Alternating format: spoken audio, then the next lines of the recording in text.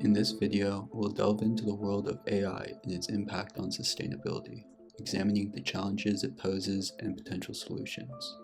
AI has become integral to various industries, from healthcare to transportation, revolutionizing these processes and enhancing efficiency. However, its widespread adoption has also raised concerns about its environmental impact. Artificial intelligence, or AI, refers to the development of computer systems capable of performing tasks that typically require human intelligence.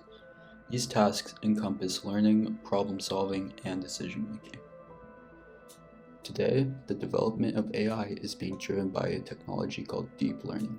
This is a type of machine learning based on artificial neural networks in which multiple layers of processing are used to extract higher levels of information from data. To train these neural networks, there is a massive amount of data and power required, and this leads to questions about how sustainable AI and the methods used to train them are. Sustainability involves meeting the needs of the present without compromising the ability of future generations to meet their own needs. It encompasses environmental, social, and economic considerations. Sustainable practices aim to reduce environmental impact, conserve resources, promote social equity, and ensure economic viability. The energy demands of AI systems, particularly the power required for massive data centers and complex computations, pose a significant challenge. These operations consume colossal amounts of energy, contributing to carbon emissions and escalating the carbon footprint. Big GAN, a system created by DeepMind, took the equivalent energy of the average US household for 6 months to train just once. And ChatGPT-3, an AI created by OpenAI, has a similar story. If we look at the numbers of parameters for each iteration, the current version has 175 billion parameters compared to just 125 million a couple years ago, and was trained with over 300 billion tokens or words. The size of these models is growing at an exponential rate, and so are the energy demands. The rough estimate of energy consumption of training this model once is around 190,000 kilowatt hours, and it would produce 85,000 kilograms of CO2.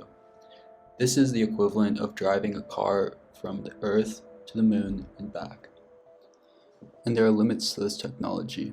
If we look at the total available energy of the entire Earth, including sources like geothermal, fossil fuels, and solar, we are on track to exceed the total energy capacity of the Earth in the next decade or two.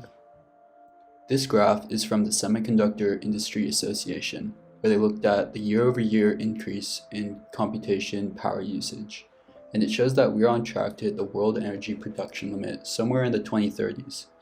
It is also quite literally impossible to continue down this road of building bigger and bigger AI models. If we look at the cost of newer AI models in terms of carbon, we can see that they can produce over 600,000 pounds of carbon to train, and compared to the average amount of carbon produced by a car in a lifetime or a round-trip flight from New York to San Francisco, we can see that the power consumption and carbon emissions due to AI is a big problem. While environmental concerns are a big part of sustainability relating to AI, the economic cost is rapidly increasing as well. Estimates say that it costs between $1 to $3 million to train one of these AI models just once. And this cost is only going to grow as we continue to allow AI models to get bigger and bigger and bigger. While there are many issues relating to AI, there are some promising solutions being developed to try and combat the problem of the ever-increasing size of models. One of those is actually using AI to trim down AI models. The goal of this is to achieve all the benefits with AI that we see right now, but with a much smaller and less power-hungry model. A deep neural network is something that takes a complex input, an image for example, and maps it to an output that we want, like a label or description. This network is made up of many layers or nodes and weighted connections between them called synapses. The reason it takes so much power to develop a working model is because each network doesn't start out perfect. It takes time to train these models and revise them until the outputs match what we expect of it. And this revision isn't done by hand. Instead, we use a large amount of data, and it takes many examples of an input, like a picture, paired with many examples of the expected output, like a description, and runs that data through the model over and over again, using an algorithm to adjust the weights so that each time it is trained, it gets slightly better.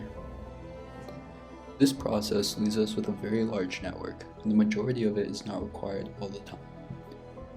What we can do is something called pruning, which involves removing synapses and nodes. Pruning isn't something that a human can do alone, it requires using AI to help us. Typically, this is used to maximize the performance or accuracy of a system, but this can also be used to increase efficiency within a system.